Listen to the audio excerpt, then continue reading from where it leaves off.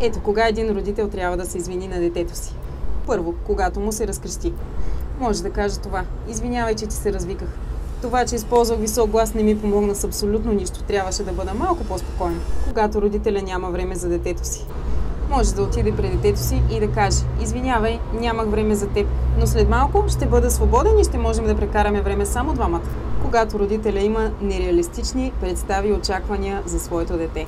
Препоръчвам да отиде и да каже: извинявай, че тази сутрин така те юрках и очаквах от теб да се оправиш изключително бързо. Разбирам и знам, че ти имаш нужда от повече време за себе си.